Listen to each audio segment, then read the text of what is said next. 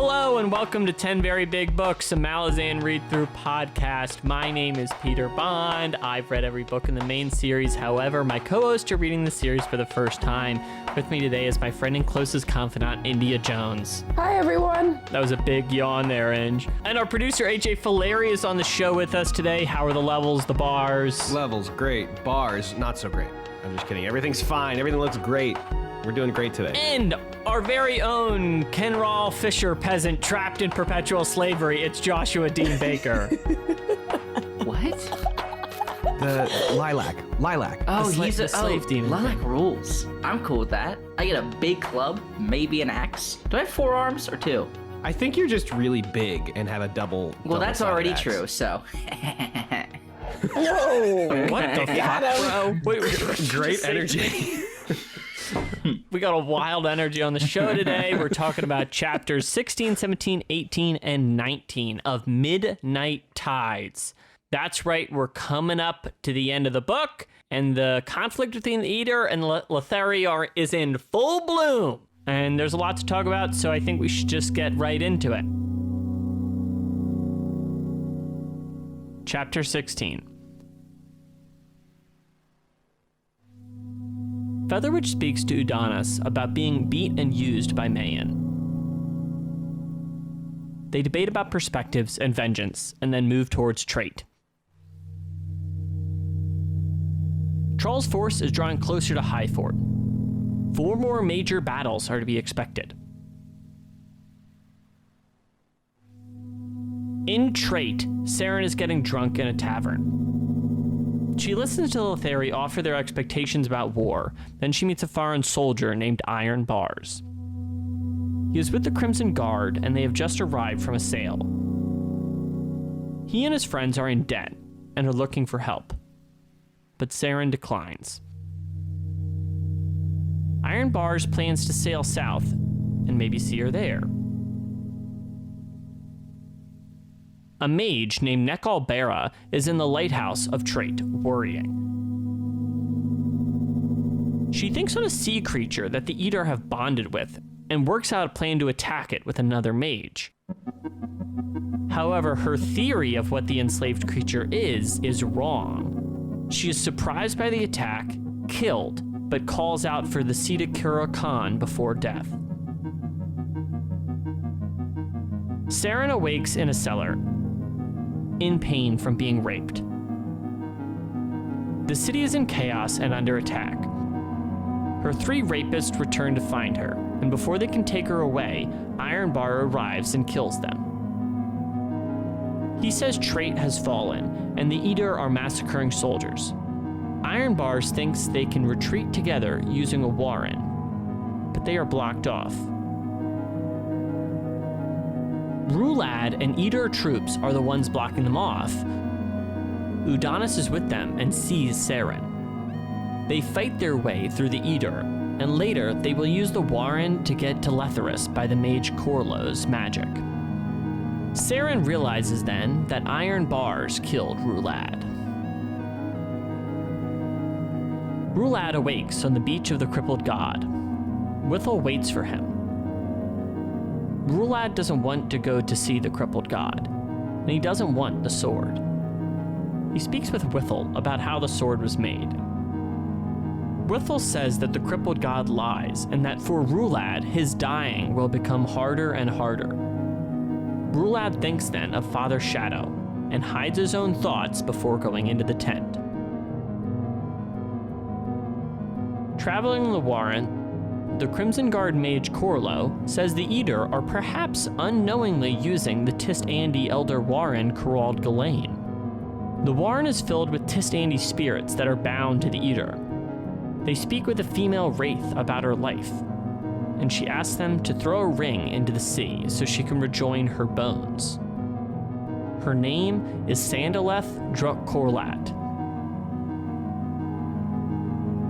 Nearing the tent, Rulad wonders if he can just kill the crippled god, and Whittle thinks it is impossible in this realm. Inside the tent, Rulad wishes the crippled god would use someone else, that he doesn't want this power. The crippled god then tells Rulad about Scavandari's betrayal of the Andi. and the god still demands an empire. Rulad reaches for the sword and lunges at the crippled god, but disappears. Withel and the crippled god argue about the god's body. The Crimson Guard and Seren leave Crowald Ghislaine. Seren walks into the sea and almost drowns herself. Iron Bars is tossing Sandalith's ring into the water and sees Seren and saves her. Sandalith dies again, but a voice says she is still needed. She wakes up on the beach alive. Rulad's corpse has become the gathering point for hundreds. Edur soldiers, the Warlock King, Mayan, Featherwitch. Rulad comes back to life and finds Udanis. Udanis wants to find the man who killed him, and Udanis thinks the Letherii will soon learn about Rulad's undying. And finally, on the crippled god's island, Withel prays to his own Mekris god, Male.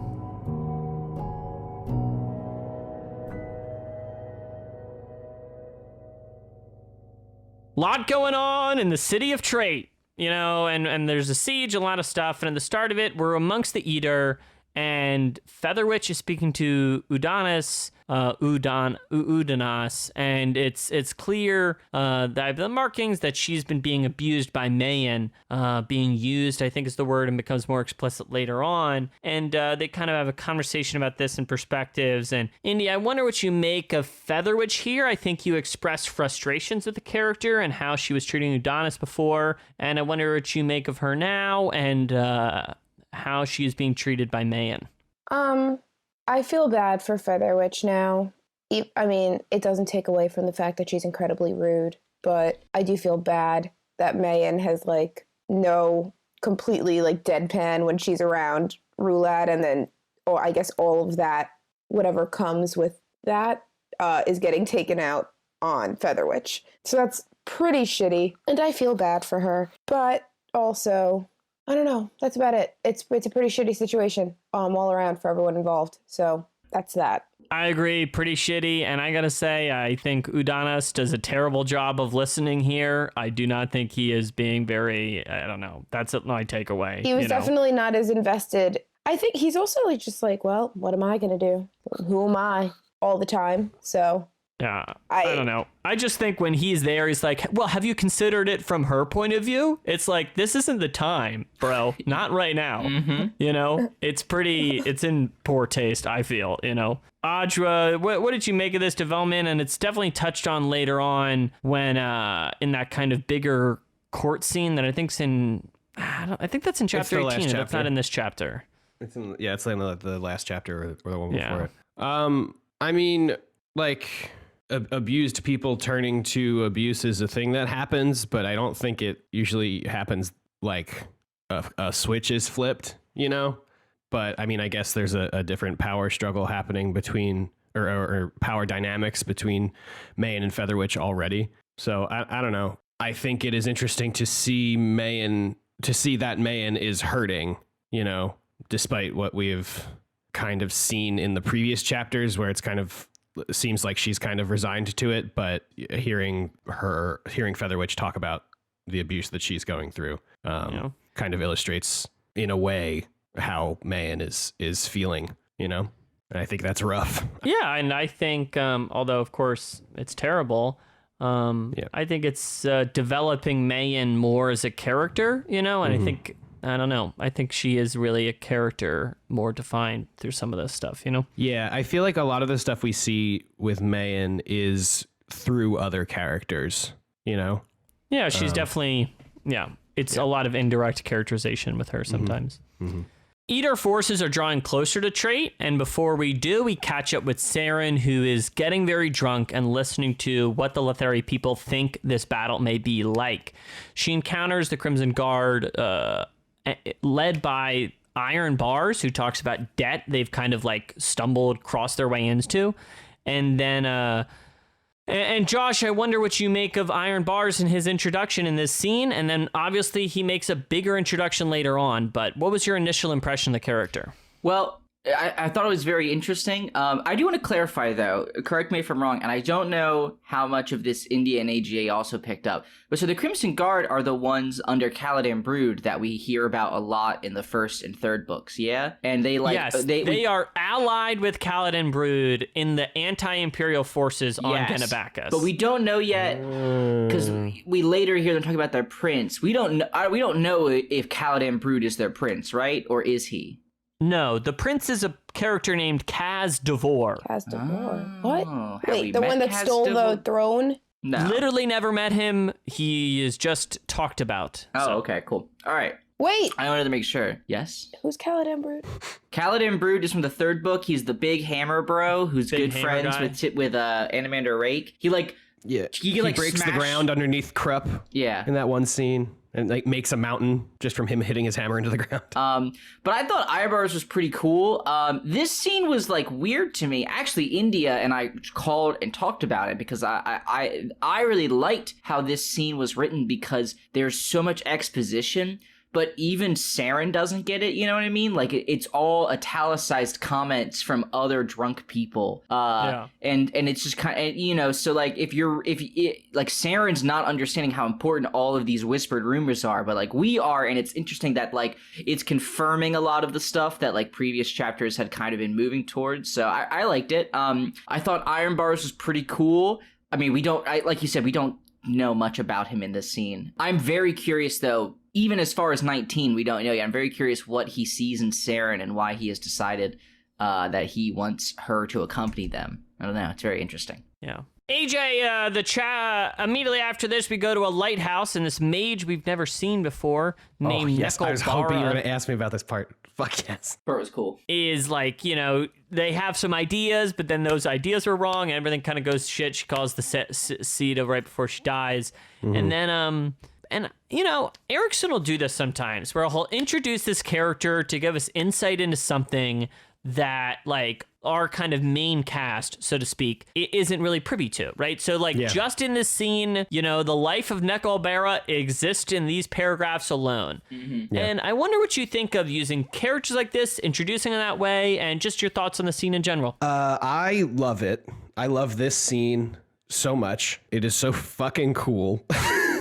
But outside of that, like, this happened at the end of the last section we read, I think, with Twilight. Maybe not the last section, but in a previous chapter, it happened with Twilight. I think it was the end of the commander previous we met. couple chapters. Yeah. And When I thought Jan that was, Tovis at the end of the chapter's there, and they're like, we should surrender the fort. and then they do. And then later it's like, hey, they surrendered the fort. And it's like, we were there. Yeah. I know that. Well, that dude got his fucking lips stitched up, I guess it is said, because people are like, how dare he say the truth? Yeah, Josh, I didn't even, my small peanut brain saw all these italicized things and thought, I don't want to read these, and just skimmed over them. Are you serious? You're so important. Sorry. But no, yeah, so this scene with Nekal Bara is so good. And I think this is a really cool way to do exposition about, like, how the war is going, you know, how stuff is happening. Because they do talk about it later, and it's kind of like a showing, not telling, you know, or showing and telling, I guess, because he is literally showing us this event happened, and then later in the chapter, or later in this section, somebody's like, oh man, this happened, it sucked, which I think is interesting now thinking about it, because Steve is so much about telling, not showing in some moments. I think, he, in my opinion, he really fluctuates. There's some times where he really shows you and is doing, like, super quiet, and then other times he just comes out and says it, you know?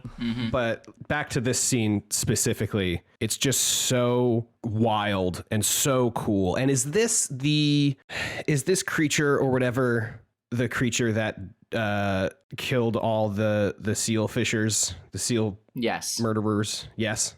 Yeah. Josh says yes. If it's not, that would be insane. Well, that's what I was saying. I said, if there's another huge monster, it's like, okay, yeah. So finally, you know, we are, I don't know, 2/3 of the way through this book, and finally now seeing this huge thing that we saw in the very beginning, just absolutely decimate people, and for the this mage who I guess Nekal Bara seems like she knows a lot, to be like, I think it's definitely this, and then go to do a thing, and it's like, oh, it's definitely not this. Oops, is kind of scary, you know? We've just kind of been on the outskirts of knowing Hanan Mozag's power, I guess, or influence or whatever. And now we are kind of seeing exactly what he is capable of, or is capable of tapping into, at least. So this scene just fucking rules. And the Sita Kurkan Hear Me See is so good. That's awesome that it resonated with me that much. I feel like sometimes those characters, I don't know. I don't know if I always can go there with that, but I'm glad that you can, you know? Yeah, there are some times where like there'll definitely be with the Twilight thing. I really was like, I was introduced to this character. You can't impeach Twilight in front of me, bro. Okay. I was like, oh, we're getting introduced to this new character, and I guess I just wasn't ready to like get introduced to a character and then have them thrown away, because I don't remember if that happened in the last book, so I don't think my head was really there. I don't know. I don't know. Erickson does it a lot. I'd guess it happened earlier than this in the series, but I'm not 100%. I think it definitely happened in Memories of Ice with like one of the It definitely sieges. happens in Guard of the Moons. I think Deadhouse Gates happens once or twice too. Yeah, I feel like Kapustan has to have had one of those moments, right? I don't know. Yeah. Anyway. So the Twilight section was honestly a great primer for this section, because I met Nekal Bara and I was like, oh, a new character, probably not going to last. So I was just kind of along for the ride, and it ruled. So after kind of the battle kind of breaks out and the city is under full attack, so we catch up with Seren, who awakes after being raped. And we just decided as a show, we're going to talk about more of that in chapter 19 and the second half of that, and just bigger thoughts on that. So instead, I want to, leave that there for a sec. And Inge, I want to ask you then, Iron Bars comes in, and then we see that the Edur have cut them off, and Iron Bars kills Roulad, Was there any part of you that was surprised or like thought Roulad was dead? No. Okay. No. I was just like, ugh. I gotta say, maybe I'm just a complete idiot. I definitely often, this time too, I know I read all the books. I was like, oh my God, Roulad's dead, and just like, I fucking goddamn it, I don't know. It got me again, a second time, So let's follow that plot line further then. Roulad wakes up on the beach and he has a long conversation with Withel about maybe how he doesn't really want this job. He would like to leave the company. And they speak about kind of the nature of the crippled god, and they, just sharing their lives as people who are in the orbit of this god. What did you make of this conversation? And now that Withel is kind of a recurring character that's, I think, been developed a little more, what do you make of that guy? I like him. I think he's a tortured soul. I feel so bad for Withel. He is just miserable over there, resigned to his fate. Absolutely. And it is so sad. And I was a little bit confused about why he says that he doesn't think that the crippled god can read his thought or hear his thought, and what that means and why that is, if he can do that to like everyone else. Or can he? I don't know. I don't understand this whole little island paradise that the crippled god has created. But I felt bad for Roulad. When Roulad comes to that little island, he is like his most raw and broken form. And then you see him come back as like Coin Roulad, and he's just a different person. So it's really clear that he's not in control, I feel, when he comes back to life. He says it's obvious that there's somebody in his head, but he really is someone else, because when he comes to that island, he's like, I'm done. This is horrible. This sucked. I don't want to do it anymore. I don't really get why he went back. I don't know what the crippled god said that made him like, all right, fine, I'll go. Was it that he tried to like stab him? Is that what happened? Or that's definitely my impression, that he kind of picks up the sword to use it, but then it sends him right back, right? Yeah. That's how I read it too. It's like the sword was like a conduit for his teleportation back to his body. That was fucked up. Oh God, I feel bad for I didn't like Roulad. Obviously, he was annoying, and then when he came back the first time and was like a super asshole, I was like, oh my God, Roulad sucks, but like this is not Roulad, and I feel so bad for the little boy that just keeps getting murdered and doesn't want to and is in constant agony with the psychopath in his head. Yeah. You really don't get to like feel full empathy for Rulad until he's on the island and is actually just Rulad again. You know what I mean? Exactly. Because when he's an emperor, he's like got competing personalities or whatever. But on the island, he's just like, and you gotta feel bad. Yeah.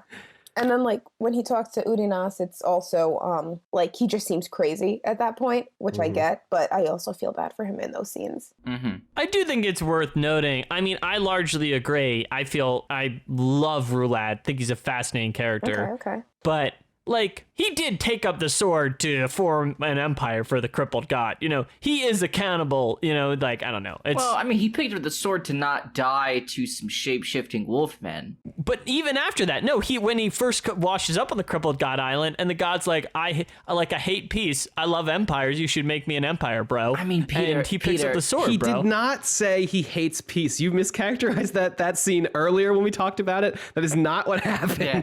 Also, Peter, here's the deal. I'm going to be real with you guys. If someone came to me and was like, I'm going to give you a sword and you will become all-powerful, I will 10 times out of 10 pick that sword up. What the fuck, bro?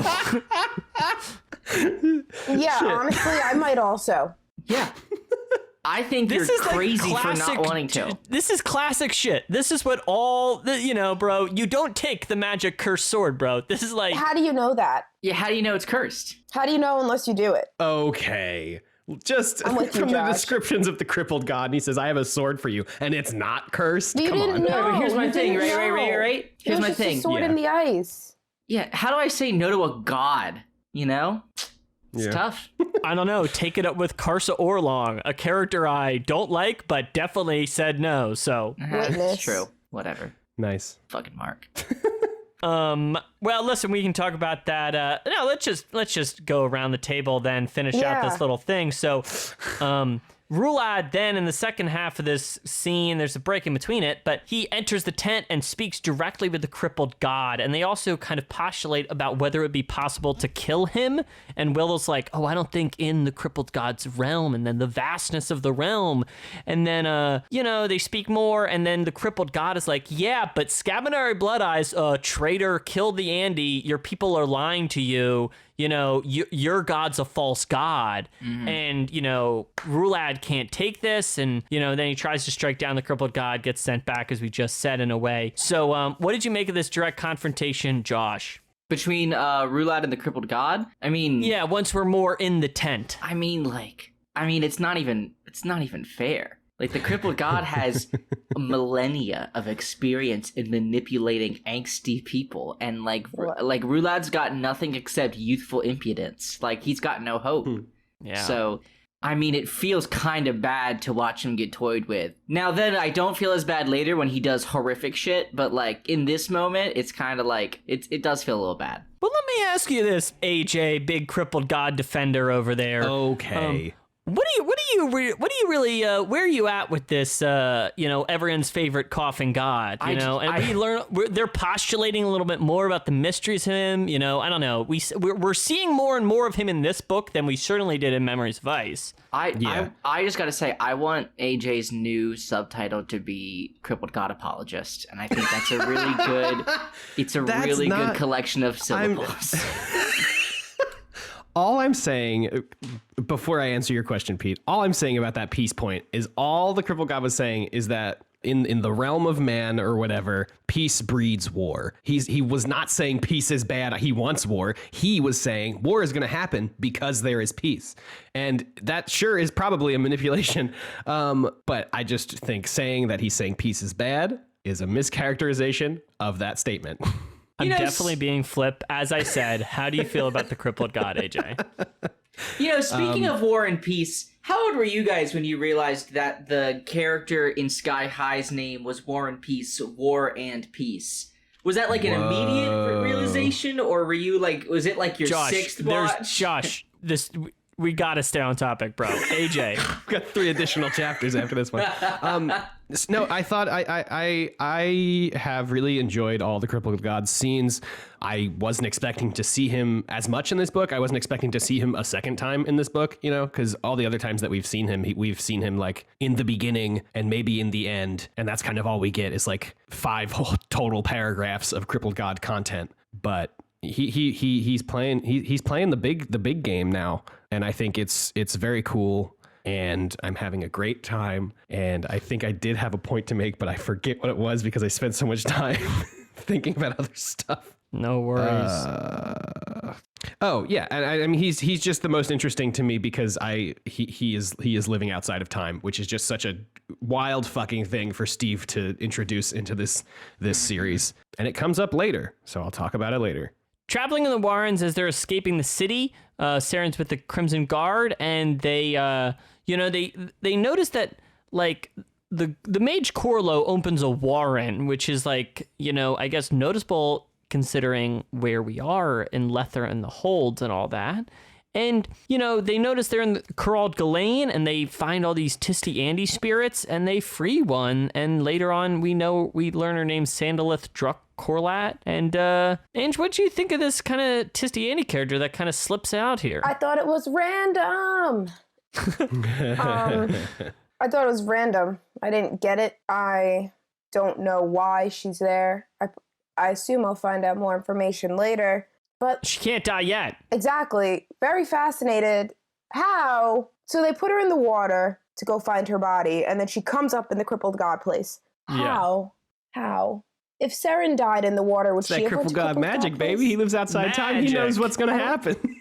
I need more information. Anyway, she's funny, though. We'll talk about her later, I assume. I enjoy her as a character. I just don't understand her purpose. I don't understand how she got there. I'm intrigued, I'll say. But that's all I really know. All right. Yeah. So, near the end of the chapter, all the complete rubes like me are gathering around Rulad's corpse like, oh my god, the Emperor's dead. And then like, boo-boo! Did you like, really think he was gonna die? I just like every time when that scene happens, I'm just as shocked as the other characters. Like, what do you mean? It's but when Iron Bars does it, I did have to read that paragraph like 2 or 3 times to be like, wait a minute, am I reading this right? But then your brain begins. My brain began to go. Yeah, I didn't want to say it, but yes, yes. I began to think. Yeah. So then he comes back to life, and the final scene of the chapter is Withel on the island praying to the elder god Male. So I just want to say, I think it is. I feel like Steve he grows a lot. Like I don't know, he's always doing new shit, but I love when some classic Steve bullshit crops up, and I think everything on the Crippled God Island is like textbook classic Steve shit. Like. What do you mean? You know how sometimes Steve be like, your character, no important. And then like many pages later, it's like, what's that? Important. And I feel like that's all Withel. Like he's a prologue character. We never care about prologue characters. They are always pushed to the side, but not Withel. Withel's just here. And do we know shit about him? He makes sword.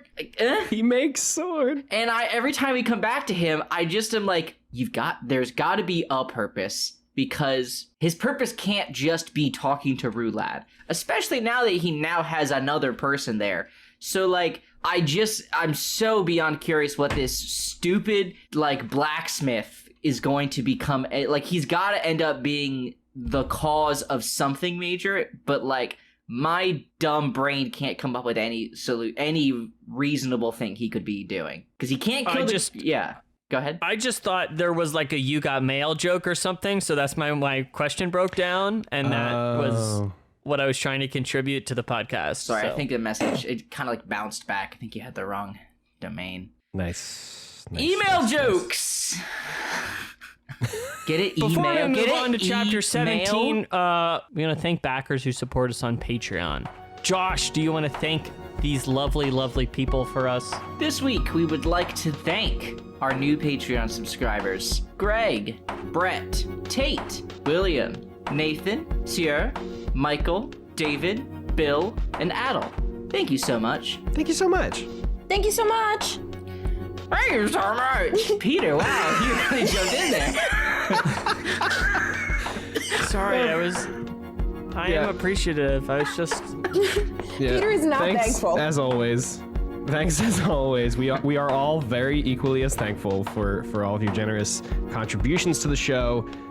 At the end of December, we released a slew of bonus episodes, which probably would not have happened without y'all's support. So thank you so very much.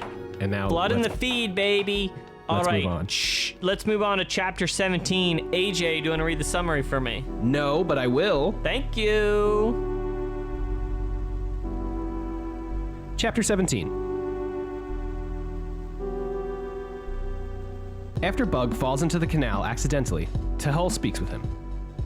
Bug is finished up with the foundations of the fifth wing, and Tehol notes the scars on the old man. They walk together and speak about inequality and poverty. Tehol wants to make Bug a leader for many of the refugees and poor. Breeze speaks with the Sita about Trait and the Edur invasion.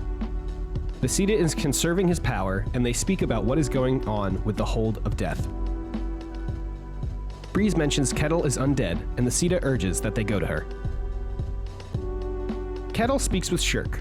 Shirk will soon assault the Tolls, and she wants to persuade spirits to join her, and they eventually agree. Kettle realizes that she is slowly coming back to life as the Azath dies. Breeze and the Sita come to the Azath Tower to speak to Kettle. She speaks of the Azath Tower, saying that the heart inside will not fully awake. The Sita believes the house became the Hold of Death. The Sita thinks that the cult of the Nameless One foresaw the death of the Azath, so they acted to trap those who might escape. He sees Kettle is no longer the Azath Guardian. She just waits for those who will escape. Kettle speaks then of a pretty man with lots of boyfriends and girlfriends who often watches the house and once spoke to her of the Hold of Death. The man said the Hold of Death needs no guardian and that its throne is occupied. Breeze and the Sita leave. Kettle then finds herself at Silchus Ruin's side on an ancient battlefield with the Kachane Shamal. They speak of rivals and the lingering dead. Kettle then tells him of the war and that the Edur will try to kill Silchus Ruin. Ruin says he will not do the same. Shirk infiltrates the Tolls, and one of her spectral companions memorizes the ledgers. Kurakan reflects back on his own prophecy of the seventh closure and wonders if the Letherii could have been mistaken. At a bar, Tehol and Rucket come to supper. Shand, Risara, and Hejun are there as well, and after a fight breaks out, Bug and Tehol leave for the night. Chapter 17 kicks off with some Tehol and Bug hijinks. Bug falls in the canal. Tehol and they speak a lot about the plans and then the poor. Josh, how'd you feel about Tehol and Bug, and how do you feel about the poor? Well, I've always said the poor should really just rise, pull themselves up, What else are bootstraps for if not to be hoisted up? Yeah. So, those are my feelings. Fucking Christ, dude.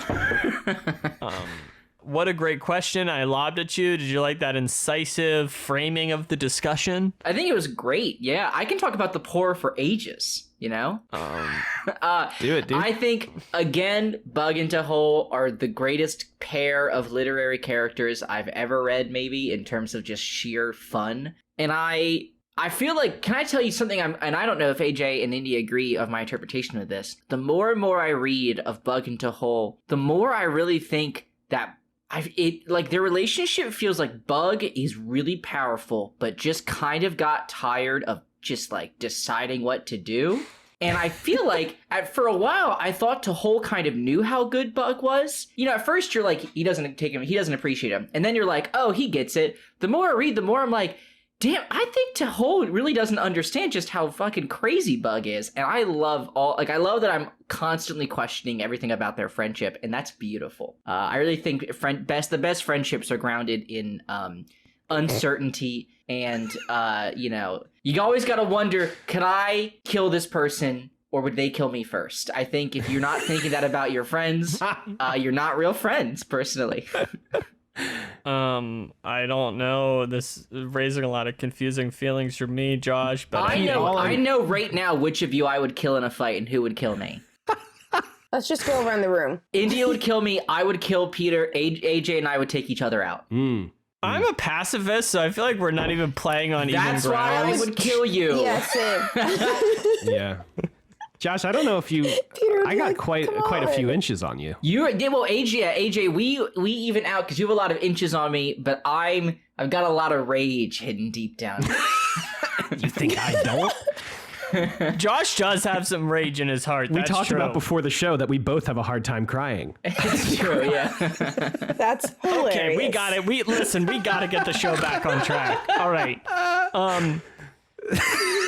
We're going to have to leave the inequality conversation, aside. The book's a lot about inequality. Obviously, it's ranked throughout it, ranked with economics. I loved it. I loved that section. I really, really, really, really loved that conversation. I thought it was amazing. Thought it was hilarious, but also really Also, I love all the stabs at like government contractors in this book, with Bug being like, yeah, it's really shocking no one thought to do these things that I came in and in 3 weeks or whatever have really solved a 10-year crisis. Yeah, with my fake business. Yeah, like I love it. It's so good. Yeah.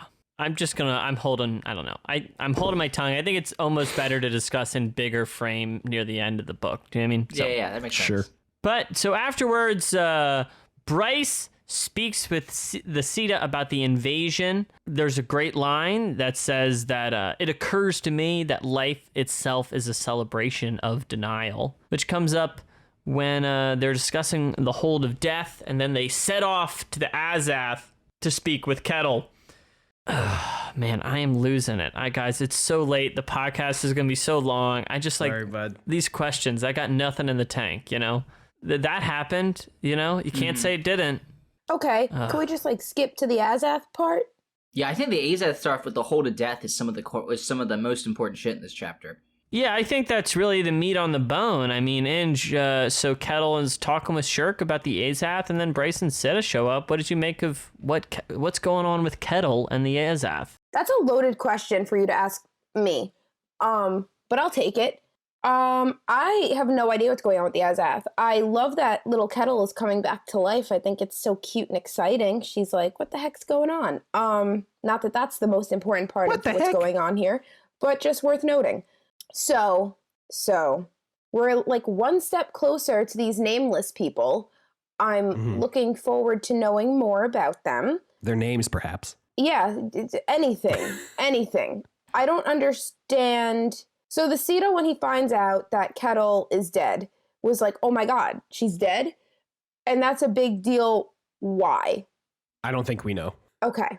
To me, I read it more as that moment is just a part of other building blocks of what's going on with the hold of death and what's going on with death here. Do you mean it's just clear the Sita is curious about this question, Yeah, it could be India that in the Sita's head, he's got he has all the puzzle pieces, but he hasn't been told what picture he's making yet, and this kind of made it click for him, Yeah. He finally, just that one extra fact did something to his brain, and boom, he's got it. Yeah, because he had known Kettle was out there guarding the Azath or whatever. And Breeza told him that, and then two other points I want to make about this section overall that I just thought were funny. One, when Shirk comes and takes all the ghost people. I want to talk about that forever. It's my favorite scene in this entire book. Was the funniest thing. I thought it was hilarious. She's hilarious. And what a brilliant idea. And then the second thing is Kettle calls the Sita grandfather, and yeah. Oh my fact God, that she makes a family of every person that comes there is the funniest thing to me. I don't know if it's supposed to be funny. I find it hilarious. It's so sweet. I find it really sad. I don't know if you find it funny at all. I mean, I think it's funny in the Sita's case because with everybody else, she's like, oh, can I call you uncle? Can I call you dad? Whatever. And then with the Sita, she's just like, grandfather, what's up? Yeah. And he doesn't even comment on it. No, he's like, yes, child. It's so, So good. good. Oh, it's so good. I'm So bewildered funny. by this. I read it as a very sad thing. I mean, but, the you whole know, thing is sad, Pete. It's all about death. You know, obviously it's sad, but you got to find the funny in there. She's developed an entire family. How long has she been alone? You know, we should be rejoicing for Kettle. Yeah. So funny, so good. Yeah, but I loved when Shirk takes everyone to wherever she was taking them. The tolls. The tolls. Yeah, and they were just like boo, and everyone Yeah. was like ah, and she was like, "It's Yeah. so funny. This is great. I loved it. I loved it." And also, last point I'm gonna make here. I also loved when Tehol accidentally mentioned it in front of his guard, and he was like, "But we all know that if anybody tried to do that, there's no way they'd survive it. So, you know, it's like not a big deal." Very funny. Great chapter. Loved this chapter. Loved everything about it. Favorite chapter to read so far. Just gonna put that out there. Of this section of 4 chapters, I mean. It's like every time I get it in India, there's a chapter, Tail and Bug have fun, and Shirkalal's having fun, and it's like, man, India likes the chapter. She's here for the hijinks. they're Nothing good- wrong with they're- that. Wow, good Peter, I'm chapters. sorry that I don't like all the carnage in these books, and I just I live for a good time. No, I'm just being that's what I jokey, get. of course. I love how petty the dead people are, especially that one ghost who's just like, what a dust hazard. I can't believe they put these things here. Everything's going to catch on. Look at this layer of dust. And just, she's so mad about everything. And then she's casually like, oh, so I have an eidetic memory, and I have already memorized everything in this room. It's amazing. Truly amazing. I just think it's a great choice that's like kind of subversive, right? To like make all these ghosts and undead characters be like almost screwball comedy people. Do you know what I mean? Yeah. Like they are spooky in a way, but there's other spooky undead, and it's mostly not these people. I don't know. Yeah. I think it's an interesting choice. Pete, can you clarify something for me? When Kettle and Silchasruan are looking over that battlefield, are there no ghosts because they're all with Shirk, or is that unrelated? I don't have an answer for you. I think that might because be they the do case. make a point of like, oh, there's no ghosts. Where are they? And I Wait. wasn't sure if they were connected or not. AJ, can you repeat what you just asked? When Kettle and Silchasruan are looking over the big battlefield with the Edur and Andy and the Kishain Shamal, and Kettle says something about like, or Silchasruan is like, look, there's no ghosts. And I just didn't know if that was related to the Shirkalal thing or not. Oh, I was wondering that too. Yeah. Was it? But Pete said he's not going to answer. Oh. AJ, Josh, do you have anything to contribute about this long Azath section with Kettle? All I will say is it just adds to my kind of thought that holds and houses are in some ways, I guess, sort of meaningless, and people are what gives them their power. I don't really know, man. Like, this shit makes no sense how there wasn't a hold of death and now there just gets to be one. Yeah. And also, like, someone's gotta lead it, and I don't know who that's... Well, I gotta say, super interesting when they're like, well, it exists in other places, and we know that. Like, we know that these holds are very similar to what the rest of the world calls houses, you know what I mean? And so, like, High House Death is led by Hood. Assumedly, he leads the holds of death, I guess, too? But That was what I assumed until now. Yeah, well, and then it just didn't exist here? I don't know. I have many, many questions. I think I like... And it's worth noting, Kettle mentions a mysterious... the person watching from across the road. Yeah. Oh, maybe that is Hood. Who says that the Hold of Death needs no guardian and that its throne is always occupied. Yeah, so I guess that maybe that was Hood even himself or one of his messengers. But I don't know, I find that interesting. I feel like in the first 2 books, I was so lost on all things houses and warrens and holds.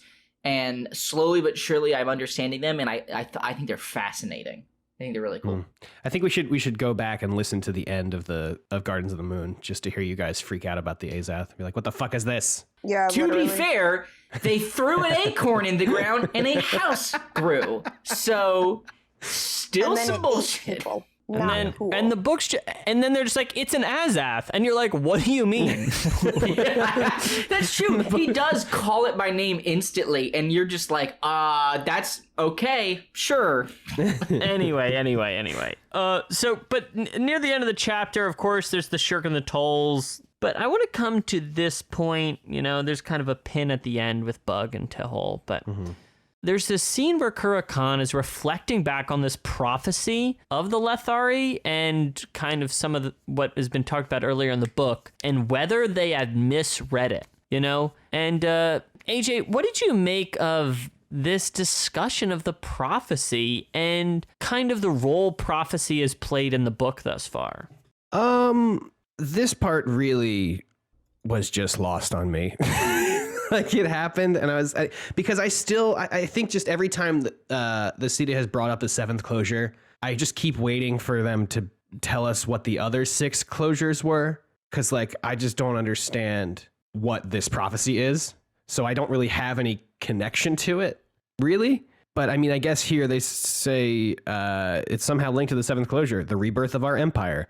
That is my fear, and which I guess is what the seventh closure's prophecy is supposed to be. But you were asking the role of prophecy in this whole book. I don't know, really. It seems so far, I can't really think of a previous I mean, I guess like the tile readings and stuff. Is that what you mean? Yes. I don't know. It kind of seems so far. I mean, obviously, I don't know what the tile readings mean anyway, but it seems so far that prophecy is irrelevant and does not matter, especially when the crippled god is involved.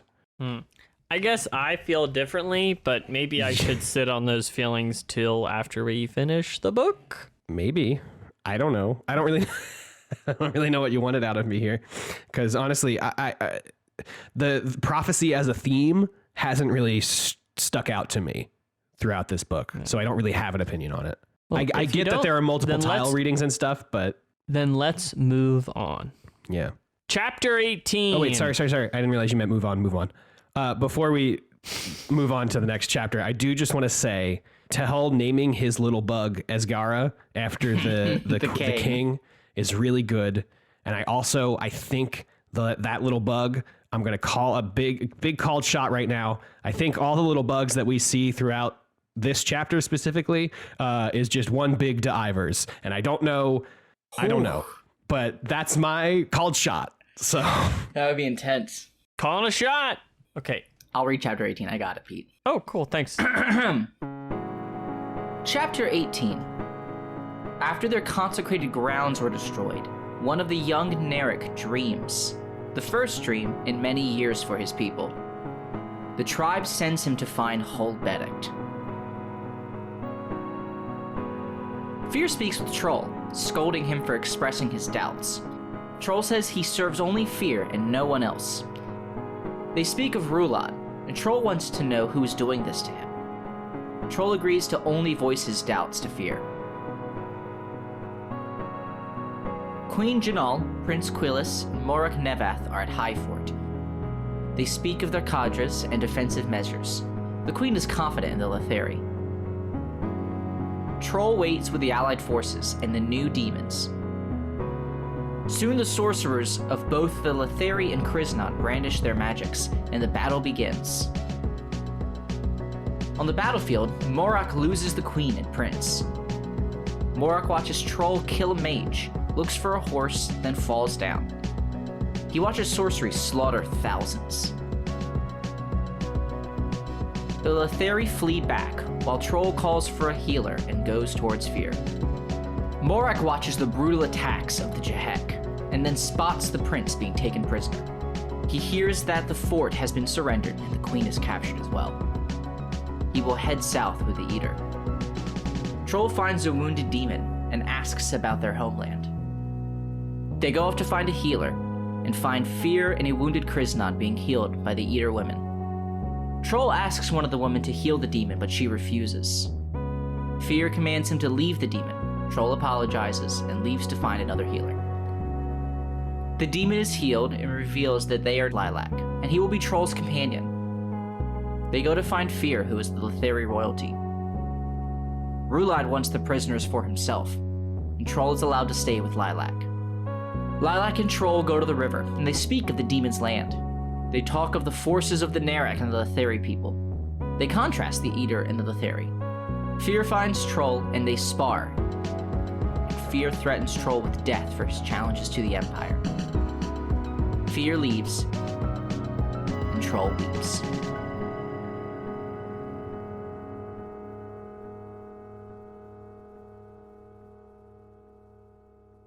I don't want to be superlative because there's probably some other stuff I'd want to bring up in that discussion.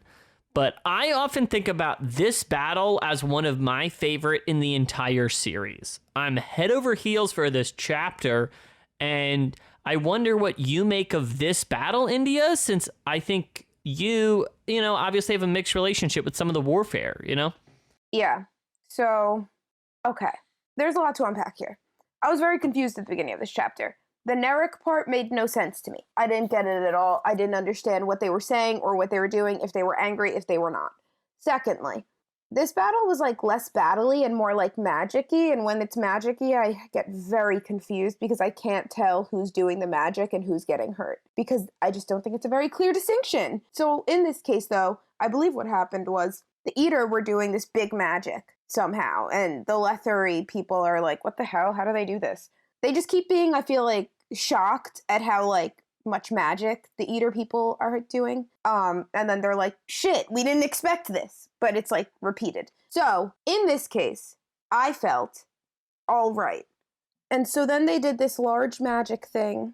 The Letherii people said, okay, we're going to back off here. And then they took the queen and the prince.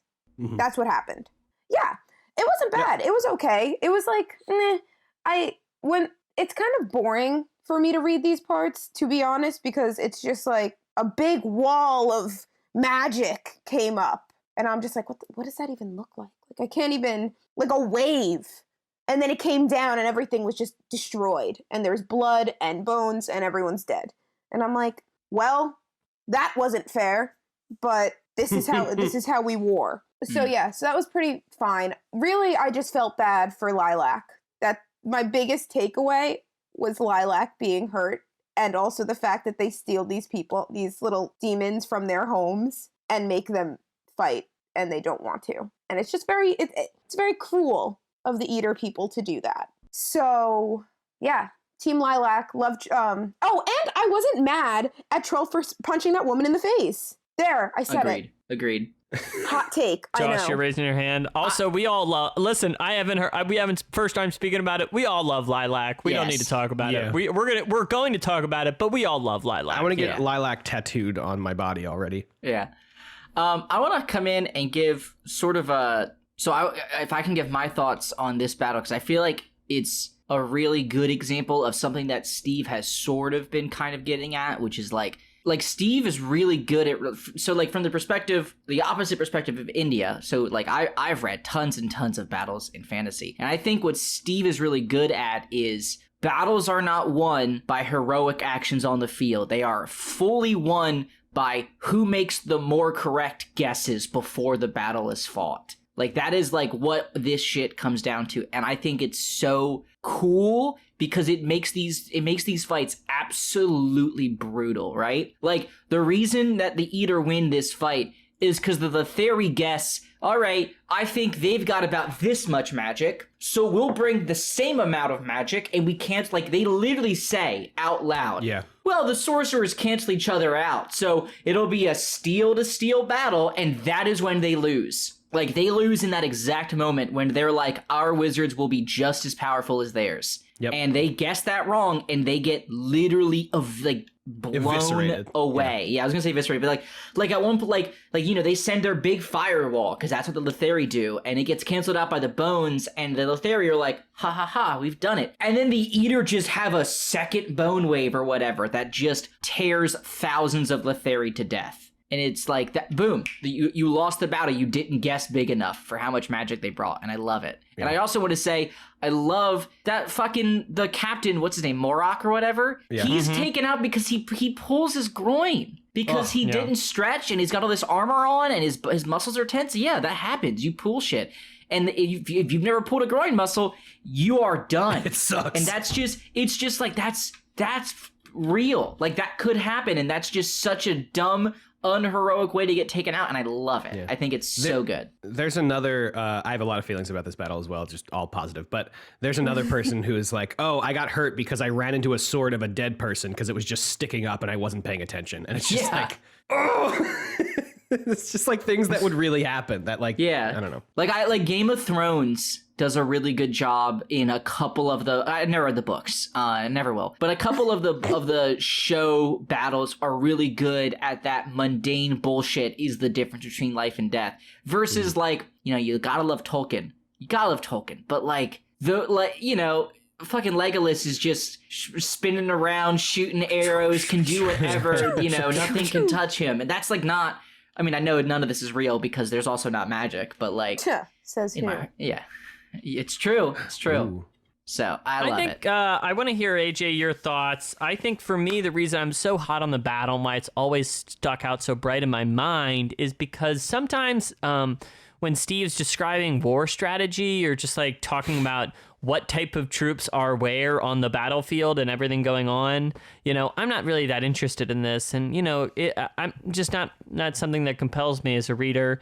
And I think when you contrast this to this scene, which, I don't, you know, it's not really rooted that much in character, you know, but I think what I still find compelling about the scene is how well realized I think some of the magic is. And when I think about how brutal magic can be in this world, I think about this scene because to me, this whole scene is absolutely nightmarish. Do you know what I mean?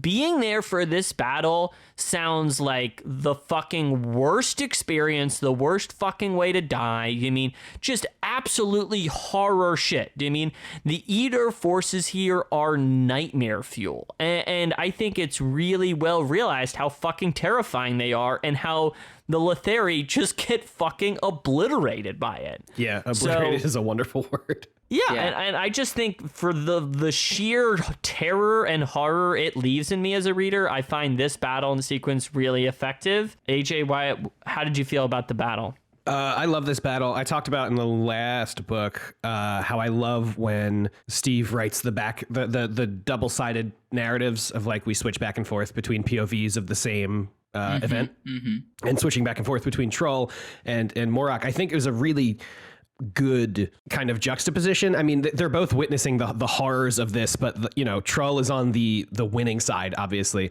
and Morag is on the losing side. But Troll does not want this battle and kind of just wants it to be over.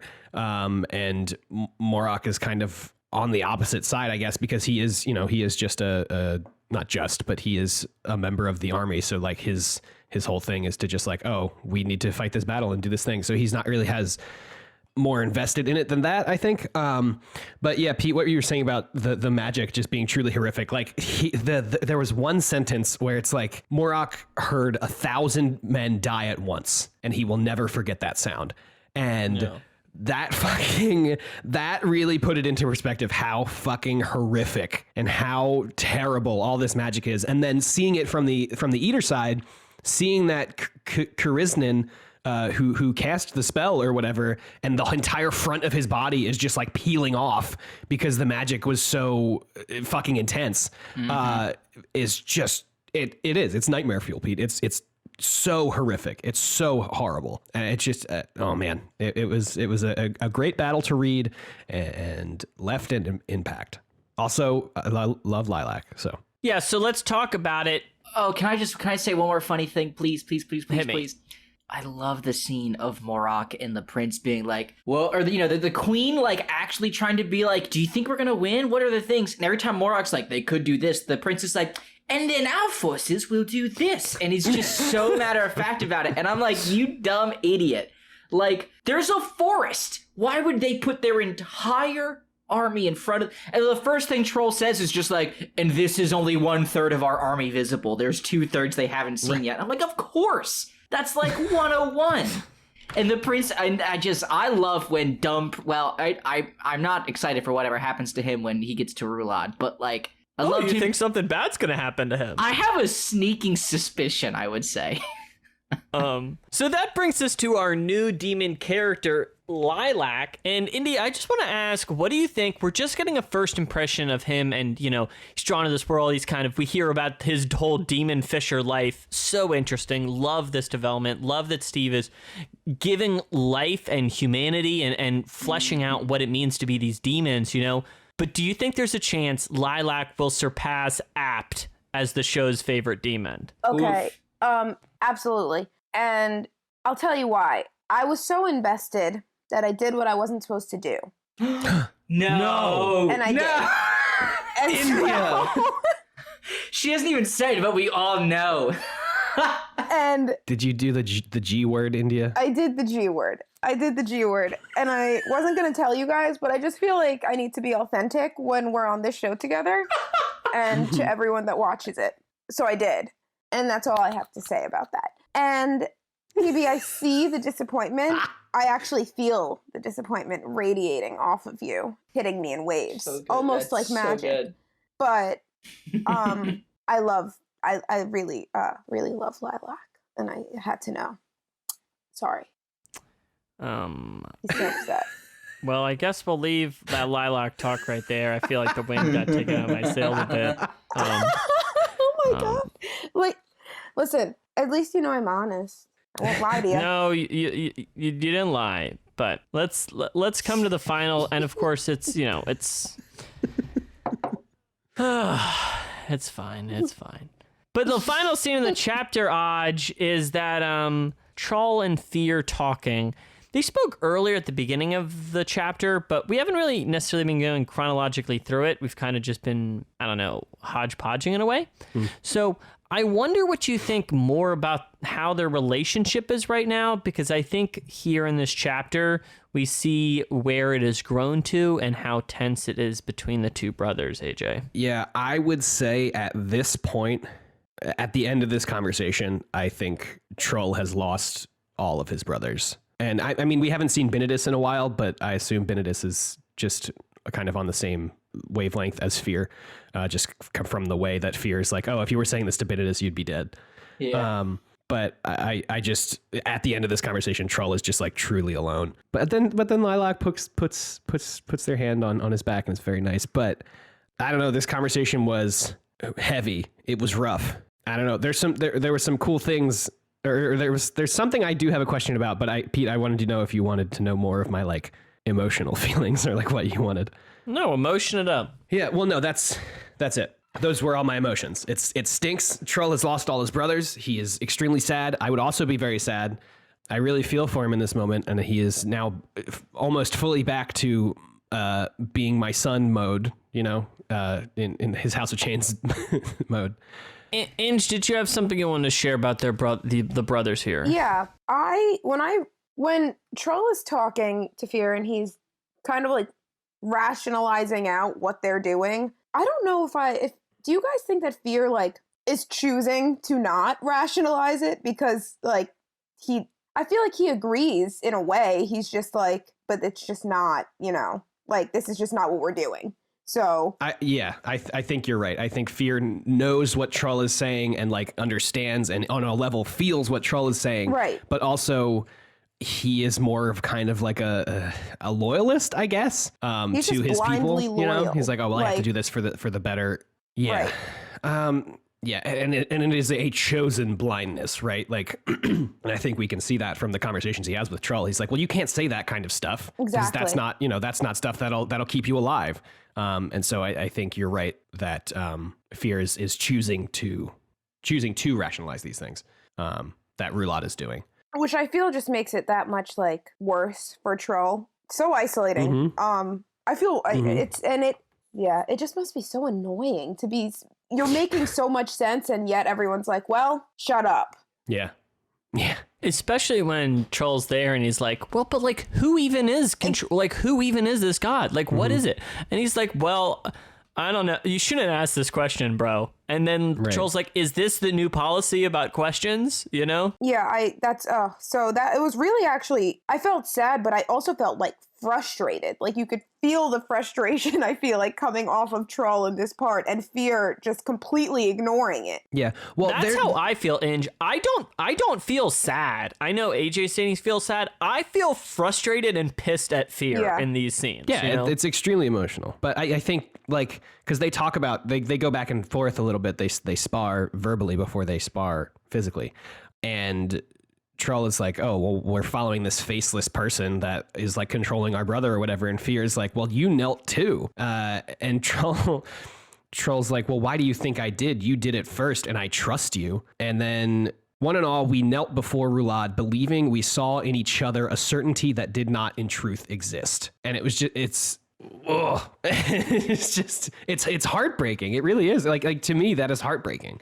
That everybody's just like, well, you know, if XYZ sees this as like the right thing to do, then I guess it's the right thing to do, and I got to put myself aside. But and especially knowing the outcome too, that like it doesn't end in a way in the way that it should. Like they don't agree. They never see it from his point of view, and he is actually cast out because of I don't know why, but you know. Yeah, presumably it's this. Yeah, right. You're right. Yeah. So frustrating.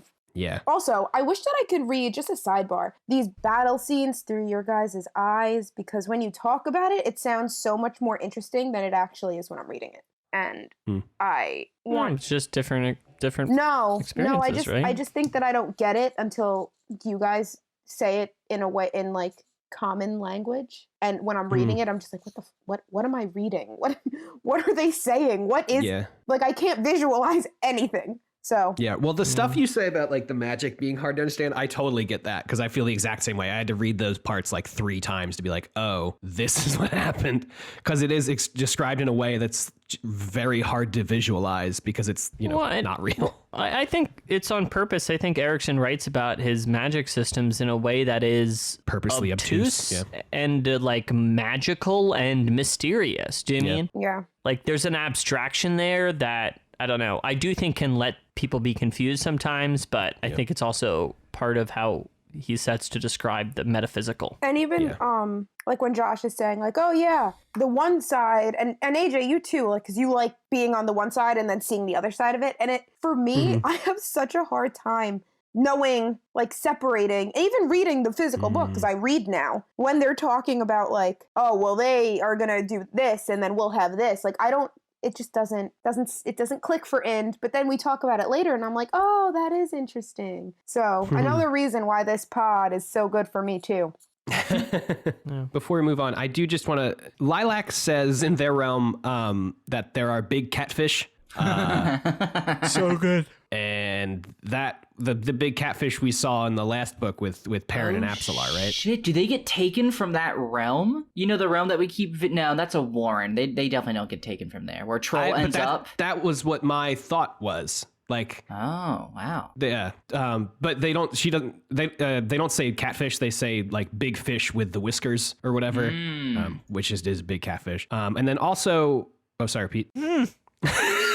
That would be cool if that's where it's from. That's awesome, AJ. I didn't catch that.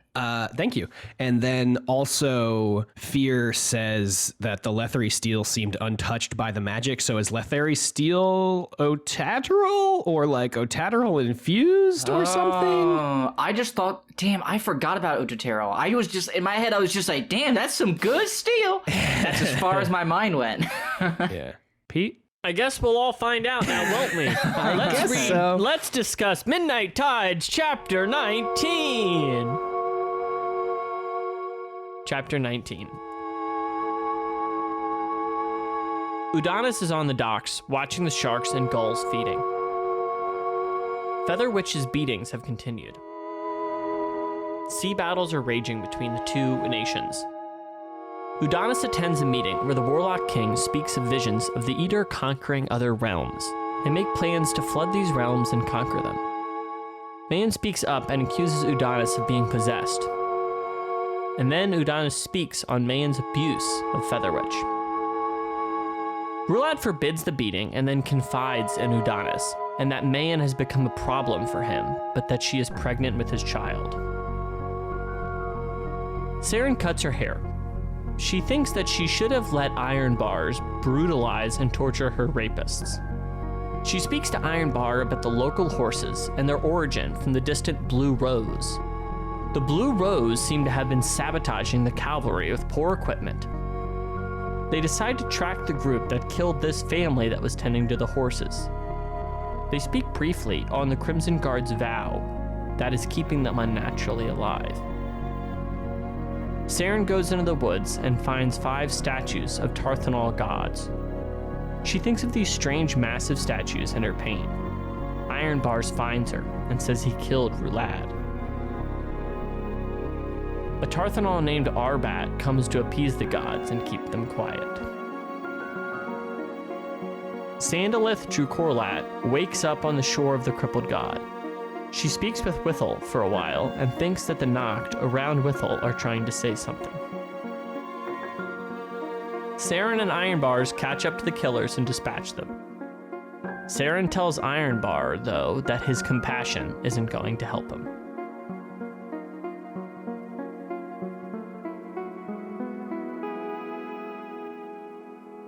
Can I tell you, guys, confess to you guys my big thought, Okay. Sure. I was thinking it earlier, this scene, there's this whole dramatic court scene and all this, and, but at the end, of course, it ends with Udonis and Rulad again, the two of them. I might just start shipping them. What do you think of them as a couple? I think that's a choice. Because to me, it seems more like a choice. To me, it seems more of like a paternal relationship. Yeah, I'm mostly joking, but they have such a tender relationship, you know? They It's do. toxic AF. It's really gonna suck when Udonis, I don't know, kills him mercilessly or whatever, or stabs him in the throat or something. I don't know. Whatever. I don't know, Udonis wants dude. to do. Compassion, That's the whole thing. Passion. When I say Which I gotta say, people in the Discord were not hot on. I'm very hot on compassion, and love this it. is well known, so let's speak about the chapter now, shan't we? So at the beginning of it is this court scene, as I kind of alluded to. Josh, what did you make of it in this conflict? They talk more about Mayon's pregnancy, and then they also, Udonis kind of get called out for maybe being possessed, which he is. So, like, what do you think's going on with his position in the court, So I really feel like, so to speak? there are moments when I feel like Udonis, as I'm trying Like, to... what's going on with this character? What do you think of him? So here's the thing, right? So Udonis, I feel like I'm trying to describe it, right? He acts very, very appropriately for the situation in a way that doesn't feel earned to me. Like, I like Udonis as a character, and I think he's so interesting and cool, but I really struggle to see how he got from chapter 1 to where he is now, unless the answer is the Wivel blood changed him. You know what I mean? Like, he's really freaking cool under pressure. And I don't know. I mean, I guess part of it could be that he has multiple times been like, and then this is the moment where they find out and they kill me. And he's just kind of really chill about it. And so I guess maybe because the threat of death is kind of welcome in a way, he just kind of plays real cavalier. I don't know, but I feel like I'm really making excuses sometimes for how well he is able to play these super tense social situations in the court. You know what I mean? I think Yeah. he really just doesn't care at that point, though. It seems like he's Right, just like, I guess that's what it is. I just don't love that. I don't know. It just doesn't resonate with me as well. But regardless of that, the whole court scene is awesome. I think in like the quickness of these people to fucking turn on each other. I don't like Mayan, and I haven't since we met her, basically. And does not mean I don't sympathize with her in many, many ways. I really do not. Her position is terrible. But, like, she fucking rats Udonis out with zero hesitation. I feel bad, too, that Featherwitch also is the one... Like, Featherwitch told her that shit, I guess, which is not great. But also, I mean, it sounds like Featherwitch is being beaten to within an inch of her life every day. So, like, I get it. I'm telling you right now, Josh Baker turns on his friends quick. We're learning in a that lot situation. about Josh Baker in this episode. Hungry for power, would kill Peter. Yeah. I don't know, but and it's also, I mean, I gotta tell you, Udonis is like in this position where he can make Rulad think whatever he wants him to think pretty easily. It's very interesting. I really enjoy it. He turns Rulad. Also, how does Rulad not notice Featherwitch is dead, basically, in the room or whatever? Like, I don't know. Yeah. Didn't she say he's that just got she a singular focus. It was like she got hurt somewhere else, and that's what he thought? I can't remember. It's weird. Josh, I think you bring up a good point about just how, like, fragile and absolutely, hollow everything, these relationships and this dynamic is. I mean, just like on the turn of the hat, everyone is just saying, I don't know, just the claws are out, baby. Yeah. You know, it's just... Ange, what did you make of this court scene and Udonis, and where are you at with him? I think it would be a great time to just talk about where we are at with this character, you know? I have a few thoughts. I'm not anywhere particular with him. I just think he's either, I don't know, because like, not for nothing, he kind of like is quite the survivor, but also not because he's like trying to. He just kind of does. So I find that to be interesting.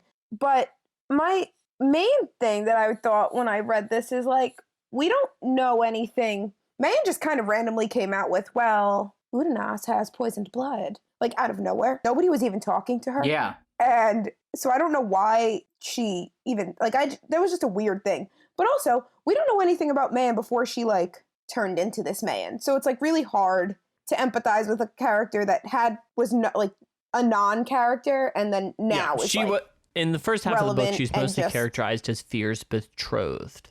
Right, yeah. And so, like, there is no personality. Right. So the only personality we know is, like, oh, she's been raped and now is not nice and, like, very resigned to her life. Right. So, I kind of get what Josh was saying about, like, not really liking her character because, like, there's nothing to know. But, also, so I don't really get what's going on with Udonis, or why, like, I have no real, he's just, you know, he's just doing nothing, but somehow just sliding by. I think Rulad just really needs him as a, like an anchor. So until he doesn't, or I don't know what's going to play out in that situation, but, I think they all know that what is his name? The Warlock King and Mayan, and I think and I think they all they know that Rulad has the power, but he's so easily influenced. I think everyone can kind of see that. For sure. And so they know that Udonis has that influence, and they don't like it. Mm-hmm. So I really like this scene, actually, and I liked when Rulad said, "Mayan, stop beating the shit out of Featherwitch. It's not cool." No. Mm-hmm. I vibed with that. So he's in there somewhere. AJ, you referred to the relationship as paternal? Oh, between Udonis and, yeah. Well, Udonis kind of I mean, we start out with the beginning of their relationship when Udonis is applying the coins, which is, you know, very done with a lot of care and carefully and blah, blah, blah. But that's kind of just like the ritual of it. But then when Rulad wakes up, Udonis is just very caring. And there is the line in there saying that he was cradling Rulad's head like a mother. And I think that's just kind of that moment where Udonis tries to leave Rulad with his brothers and Rulad like grabs his arm. I think Rulad hasn't like mentally, I guess, like left that space. Like I feel like he's still just grasping onto Udonis's arm. It's just like, please don't go. Please help me. Like, just like stay with me. And I understand how that can also come across as like a ship-worthy relationship, but to me, it feels more just like a caregiver and someone who needs to be cared for. No. So I think that's a great way to frame it. Yeah, and I do think from Udonis's perspective, it is that by necessity. Like Udonis knows, like I need to act, you know, to do this, or I'm going to be killed, you know, or whatever, or worse.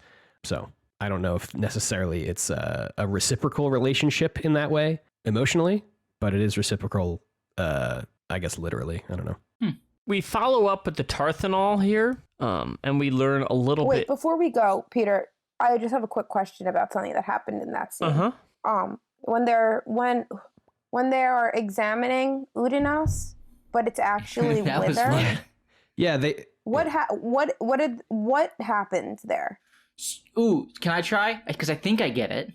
Hit it. So Wither is not, I think, because of whatever Udonis did with grabbing that like ring or whatever way back when, Wither is no longer like under the control of the Edur like all of the other wraiths, which means that like he's been kind of being places where wraiths are needed and doing tasks, but he doesn't have to complete them the exact way that the Edur asks, you know what I mean? So he like worked his way into being this position so that if someone questioned Udonis, he could be like, yeah, let me check him out. All good here, boss. And what is a wraith? Because they just keep coming up. I mean, like the spirit of dead Tisti Andy, I imagine them as shadow figures. Yeah, they say when Wither comes out of Udanas, he just assumes his appearance as a shadow person, pretty much. So just like a person. Are they visible? Close to, yeah, they're visible, but they're like covered in shadow and darkness and stuff. Yeah. And they're dead. Yes, they are basically ghosts that people can see that are covered in shadow and can kill people. And they control, and they're being controlled by Edur. Yes. Do we know why? That's just kind of the Edur magic, I think, as they draw on these shades. Well, these and the wraiths. big thing is they don't know they're Tisti Andi. They think they're Tisti Edur, I believe. They think the wraiths are Tisti Edur. Yeah. Yeah, they don't know that they've like. Who doesn't know? The Edur themselves only the Warlock King knew that the wraiths are Tisti Andi, and are being held there against their will. I think the rest of the Edur are just like, they're our good wraith friends. Okay. Why don't they say anything? Because they can't, because they're bound. And they don't. Yeah, but that's like the whole the alternate history of Siltrus Ruin being the betrayer, right? Right. That is kind of where that comes from. It's like, oh, Siltrus Ruin is the betrayer, so these wraiths must be Edur because they were betrayed and they can't rest. Yeah, they think the wraiths are their ancestors who were betrayed and who stick around to help the Edur out. But in reality, it's the Andi they betrayed and murdered, and then they're as we see from the female Tisti Andi, because they're like mortal bodies or whatever, wasn't allowed to do whatever, they weren't allowed to pass on, they got stuck as wraiths. Or whatever. It's really confusing. Yeah. Okay. And nobody can talk to them except for. And I think the only reason that Wither can talk to Udanas is that, like, I think because Udanas has the Wyval blood, and I think because Wither's like ring was close to the surface for the first time in eons or whatever. I don't know. It's kind of I can't remember. Yeah, there was some, There was something that it was an arrowhead, I think, maybe an arrowhead. It was an arrowhead. Thank you. Yeah, the thing that Udanas found, and then Wither was like, "Oh, you need to resurrect me," like way early back in the book. That's right. The ring was what the female Tisti Andi, whose name I can't remember at the second. I've been calling her Sandy. Sandy gives. So she's the same. So she's also was a wraith. She was a Tisti. I don't know if she was a wraith. I think she was stuck in the Warren. I think she was a wraith, forever. but she wasn't the kind of wraith that was able to interact with the real world. She was stuck in the Warren. I forget. There's a lot of shit. It's a lot. Yeah. This book is so confusing. Sometimes I think when you try and chart out and explain the stuff, you somewhat become one of these people trying to explain the plot of Kingdom Hearts to me. You know what I mean? You just become the Charlie in that Pepe Sylvia scene of it's Pepe Sylvia. Fuck, I love that scene. It's so good. His name keeps popping up. Siltrus Ruin. Siltrus Ruin. There is no betrayer. Sorry. I don't get it, guys. What do you make? What was this a reference from? It's Always Sunny in Philadelphia. Sorry. Let's move on, please, Pete.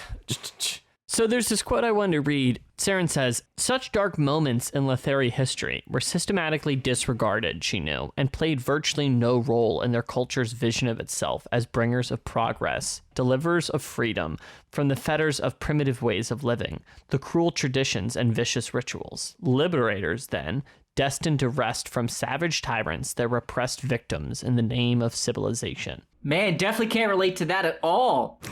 No, nothing applicable there. So glad in the real world we and in our country we never gloss over the dark moments of our history. That would be bad. So on an unrelated note, I think it's interesting we get a experience with the Tarthanol here, who are one of these tribes outside of that the Lether have conquered, and these are the ones that kind of have been pretty much genocided and just completely wiped out, right? So like it's interesting to contrast that with the Narek, who obviously have been colonized. They're people are refugees, and we see some more of them, and we do see some half-blood Tarthanols, but I think it's really interesting to see kind of the remnants of a lost people here. So I just wanted to read that quote, and and those statues and those scenes really stood out to me. I don't know if that spoke to any of you. I thought it was really cool. I was really confused with the poop stuff. Yeah, Arbat, right? Was that his name? like dumping the piss and shit all over the things. And I was confused about the whole thing. Yeah. The whole thing, didn't get any of it. I thought it was cool, and then he threw poop at the statues, and then I was like, I understand less, unless that was what was sacred to them. So like, he called it gold or something. Yeah, he did call it gold. Oh, and he called the piss ale or something. Yeah, golden ale. It's just like, what? So Angie mentioned it earlier of Sandalith Dracorlat waking up on the shore, and what'd you make of this kind of scene with her when she arrives on the Crippled Gods Island? She's clearly like confused as to what just happened. She's like, "What? I'm alive? Huh? It's like, no, girl, you have no idea." The Crippled God is so annoying for like when he says to Wither. Withel. Oh, I have something for you, and it's a freaking person. He's so rude. So rude. So I don't know. I think I need to know more about what this plan is and why she's there. But I think that she's actually very funny. Oh yeah. Just like, she's what's so going funny. on? There's nobody here. This is it. Like, Yeah. where can I get clothes? So I liked that. Then she punches him in the face and he falls asleep. So I'm just intrigued to unpack more of what happens there. I didn't realize until she said her name that she was the Andy Wraith. I felt very dumb for At the end of the chapter, she becomes a person again. Yeah, So I but just all we assumed- I didn't realize that it was her. Yeah. She's like on a beach, and then they're like, "There's a gray-skinned person," or whatever skin color that Andy are. I forget. They're black-skinned. Yeah, and I was just like, "Oh, okay, it's her." Yeah. I don't know. But I thought it was fun. That was good. But Loved it. yeah. Cool. All right. The Forest wanted to save this discussion around Seren's rape in chapter 16 and her feeling, and that storyline's continuing in chapter 19 because we were talking about it throughout the week as we read it, and I think we all had a lot of different thoughts about this, and we've talked about it before, and we're going to keep talking about it as the series continues. And so I think we just wanted to wait to the end and share where our feelings about where we are at now with this type of stuff. So, India, what did you think about Seren's rape in these chapters? So Seren's rape, and I thought was very randomly placed. I know maybe people won't agree, but I don't know how you couldn't agree. Because she wasn't, only raped; she was also beaten. So it just seems as though it didn't need to happen. However, I think that's kind of the trend, is that it does need to happen to move the story along for some reason. Not to say that I don't know what the argument is, whether it's that this is what happens in the real world, although we're not in the real world. And to not rape someone is unrealistic, which is also concerning to me. But I just thought there was, again, really no purpose for it. I think that you can motivate or brutalize someone in a different way, and when it's mainly just happening to the female characters in a world where there is no gender role, that also makes no sense. To assert dominance over someone, especially women, in that way to prove that I'm just, I don't know. And if we're speaking historically, or well, this is what really does happen during war, I can't speak to that. What I can speak to is that in literature or in movies, you don't read them to, I guess, to experience and to read about things that are just so grotesque and vile. And more so than that, I'm sorry, I have a lot of thoughts on this, and if you don't agree, that's totally fine and none of my concern. But I just feel like when I read this, as similar to the other rapes, I just felt, again, how was this effective? If you find it effective, if it really moved you, that's fine. It's and I don't know why or how, but that's, again, not my business. But I just feel like we could have done without the pain between the thighs, the pain between the legs. It just I don't know how it moved the story along. Feel free to prove me wrong. I probably won't know or read about it, but if you have the desire to do so, please do. And yeah, so I'm just I just don't get it yet. Maybe there's going to be a point when I do get it, but as of now, I don't get it. I don't see the point. I don't see how it's effective. I don't see how it moves story along. I don't see how it makes the character better. I don't see how it makes the character worse. I don't see how it's a realistic situation. I just see it as pointless. That's all. And that's it. I've never read a story where it moved it along in any way. I've never read a story where this many rapes occurred. So yeah, I don't know. And I just, that's my only thoughts on that. All of those thoughts are my only thoughts on that. I have a brief set of thoughts on this. I was a little in chapter 16 or whatever it is when Seren wakes up with pain between her legs. I was done. But I didn't really I didn't really think about it much because after our last our talk about it in House of Chains, I kind of was like, well, I'm sure this has a purpose. Because Steve told us, Steve was very ardent in his desire to explain that he doesn't write these things for no reason. But at the end of chapter 19, I really hated what is at first glance the reason. I really hated that presumably Seren was assaulted in order to provoke character growth. And listen, maybe I'm putting it too simply, and if you think that's the case, that as India said, write me. I just hate it. I think there's other reasons to be motivated. I think there's other ways to make a character feel helpless and to feel like they have no power in the world than having them be raped. And I also think that this is the third time a female character has been raped, and then it's okay. Strong male character comes in and kills them. We saw it with Stony and Gruntle. We saw it with everything with Bidithal and Karsa, and now we've seen it here with Seren waking up, feeling violated, being face-to-face with her rapists, who conveniently stayed within a one-block area of her, because that makes total sense. And then, but it's okay, Iron Bars is here, and he, doesn't murder them, and it's this, I want to say that, look, Steve is an incredible writer, and I want to trust him, and I will give it the rest of this book, but gut feeling was I finished 19 and I said out loud to myself that if I was not obligated to my friends to do a podcast about these books, I would put these books down now, and I would not finish this one, and I would not finish the series, was how I felt at the end of 19.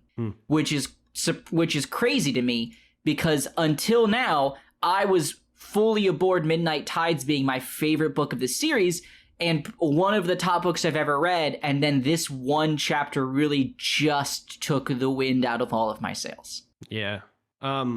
Josh, you bring up something that I also felt in terms of using the rape as a way to strip her of power and to cause character development. I agree that there are other ways to do it. I think there are things that have happened in this book that if we could have just fleshed that out a little bit more, like her relationship with Hull or the suicide of Burrock. I think those things are traumatic enough things that, could make her feel powerless. Because look, Seren throughout this whole book has just been an observer, right? Mm-hmm.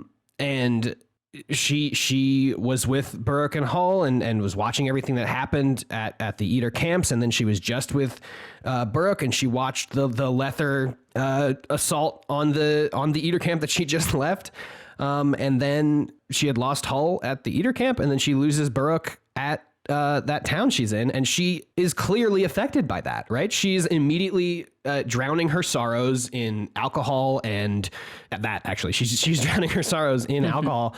And I don't know. I think if she just sat with those feelings for longer, I think that she already had enough motivation to contemplate suicide, to contemplate drowning herself, or to shave her head. And all of this stuff. And part of what really irks me about the chapter 19, when she's thanking Iron Bars for saving her, and how she kind of wishes that she had let him torture them and stuff, is that he's like, oh, well, I have a great granddaughter, so she'd be about your age. And it's just like, we don't need to justify saving a woman's life because you also know a woman, you know? Like, that sucks. That sucks so bad. And I don't think it needed to be said. I don't think it needed to be in there. I mean, other than to show that Iron Bars is old, you know? And I don't know. And so it just feels really... I feel really shitty about Seren's arc because she had been one of my favorite characters in this observer role, in this Duiker type role of just seeing the world how it is and how stuff is happening. And for just like, just for her to become what she has become here, just like a woman with no will to live because she has been raped, like that being the final straw. I just don't know if that feels authentic to me. And I think she already had enough reasons throughout the rest of this book to feel the way that she does, and it didn't need to come down to that.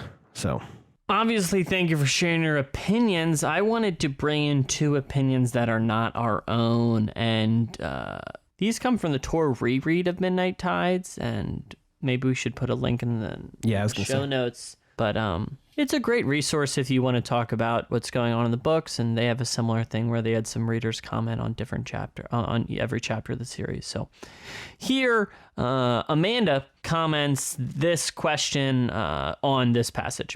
Does Erikson use rape too often? Does it remain shocking, or do you start thinking, oh, another one? Here we go again. The ache between her legs told her the worst had happened. Discuss. India, what do you think of her question there?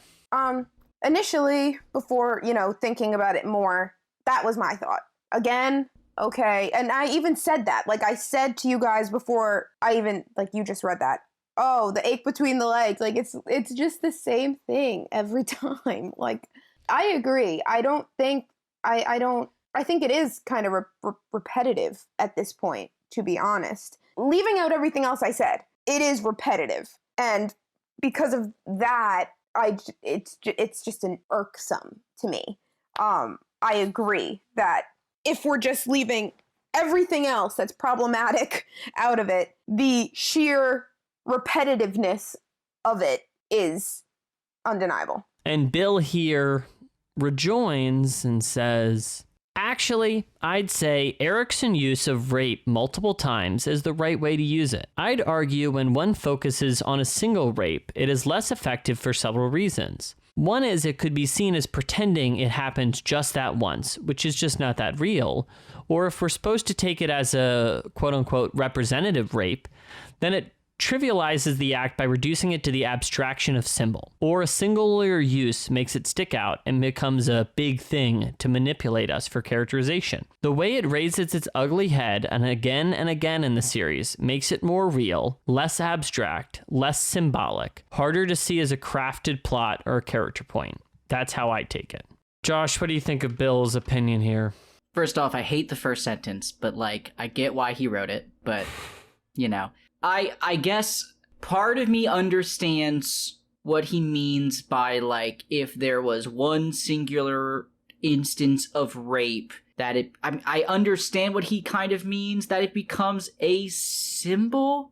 No, I don't actually. Thought about it more. Disagree wholeheartedly. I don't understand what that means. I really tried to take it and make it make sense. I don't get it. Something being real and not abstract doesn't mean it's good or that I like it. You know what I mean? I don't...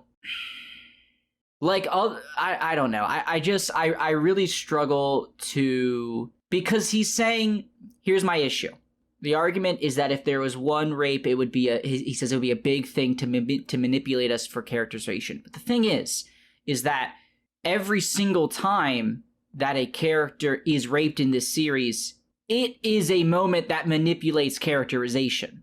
It doesn't just happen and that character goes about their day. It irreparably changes them. And I get... I mean, kind of rightfully so, right? Yeah, and look, people are gonna come and they're gonna say, yes, exactly the point. And I'm gonna say, but me as the reader, because guess what, guys? I'm also reading these books, and I'm allowed to not jive with shit, even though I'm Mr. Happy-go-lucky 99% of my life. I don't like it, and I think it's bad and gross, and I hate when I have to read about it. And I think if it isn't handled, I think the problem is that the more it happens, the more the more chances there are for it to be used in a way that just doesn't come across well. And I think I really hit it. And I think in this one so far, I've hit that point where I'm like, this one I just can't with. You know what I mean? It's not even like we don't like the person who isn't named. It's just a collection of random fucking dudes taking advantage of the chaos, and then they're summarily taken out. I just like, if you're saying that doing it once would be not great because it'd be a big thing that manipulates us, the problem is every time it comes up, it does that. And I just think that this argument doesn't make sense. I certainly think India voiced a lot of my frustrations with this scene. I definitely felt frustrated by what happened with Seren. I mean, she's one of my favorite characters, but still frustrating. I think I end up being aggravated and baffled by the inclusion of this many depictions of violence against women and girls, because to me, the series is not very interested in exploring issues of sex and gender, which is, of course, fine. It doesn't have to be.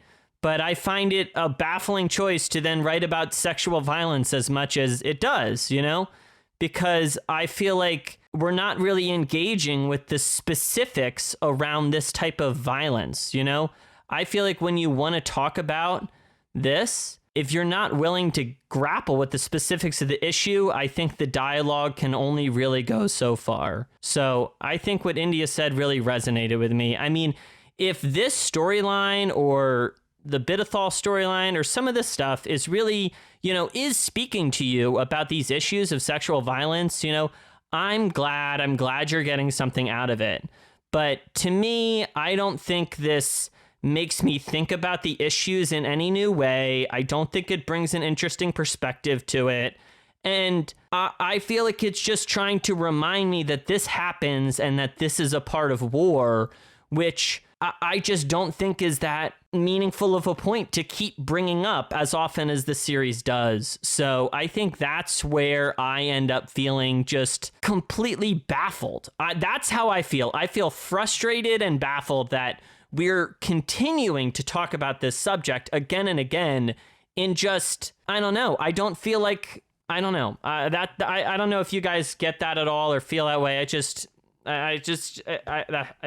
obviously something been under my skin. So yeah, I don't know if I would say I'm baffled, but I'm definitely I definitely agree that I don't think the book needs to try and deal with these issues, which I is probably not the way that I mean to say that, but the book deals with the books deal with so much stuff.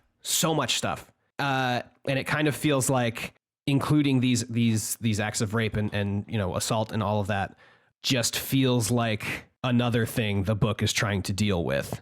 And I don't know if it is, I don't want to say I don't know if it's possible, but I don't know if it's possible for the book to have so much stuff in it and to also deal with these issues in a meaningful way, because it is such a huge multi-layered issue on its own. The violence against women and sexual assault and rape is such a huge thing on its own that putting it in the context of this whole series that already deals with, the horrors of war and all of these other things surrounding what it means to be human, and it's just so much stuff. I just don't know if, for me, I guess, there is a satisfying way for this series to deal with these issues, and it just makes me wish that they weren't in the books. Yeah, I don't know. I don't know if I agree with you there. I mean, but the way I basically think about it is I think the series is very interested in suffering and people who the fallen, if we're going to use that word, like the people who are receiving these violence and the consequences of these things, So I think that's what's driven to talk about it, since obviously that's just a part of the human condition and society and war and nani. But I just don't think it adds that much to the conversation of it. I don't know. Well, I think that'll probably do it for us today. And I think the reason we put this segment at the end is I think as we talked throughout the week, it was clear we all had a lot of thoughts, as we mentioned. And I think it could be worthwhile for us to talk to some other people, or for me to talk to some other people. I wish you guys had read all the books so we could have a bigger discussion about the series, but that's something we'll be able to tackle as the series continues. But I think I think we all wanted to share where we are at with this right now and just put our emotions on the air. I think that's what we wanted to do on the show. And we understand if you disagree, and that's where we're at. So let us know what you think of the show at 10 Very Big Books on Gmail and Twitter. And, of course, we had a heavy conversation in the end, but thanks so much for listening, and we'll see you next week. Bye. Hello, everybody. Producer AJ here, screaming into the void. Thank you so much for listening to this episode of the podcast, and Happy New Year. As always, you can let us know your thoughts about this and all of our other episodes on Twitter at 10verybigbooks or via email 10verybigbooks@gmail.com. If you'd like to join the conversation on Discord, you can head on over to bit.ly/VBBDiscord and join everyone there. That's capital V, capital B, capital B, capital D, Discord. That link will also be in the show notes. Thank you to all of our wonderful patrons over on Patreon. We are currently at 181 patrons and $587 a month. Honestly, those numbers are mind-blowing, and we appreciate you all so much. If you'd like to check out our Patreon, you can visit the link in the show notes or head on over to patreon.com/10verybigbooks, where we also have a new public post outlining some of our goals for the show in 2021. So again, if you're interested, that link is in the show notes. And as always, thank you so very much to Dan Gesrick for making our spectacular logo. You can follow him on Twitter at Dan Gesrick for what I can only describe as some sort of sleeper cell activation message. And of course, the wonderful music in today's episode is by the one and only Amaranthin from their album Simulant Rain, which you can find along with their other music on bandcamp.com. Links to their pages will be in the show notes, and 10 Very Big Books will be back in 2 weeks on January 29th with chapters 20, 21, and 22 of Midnight Tides. Talk to you then, and thank you so much for listening.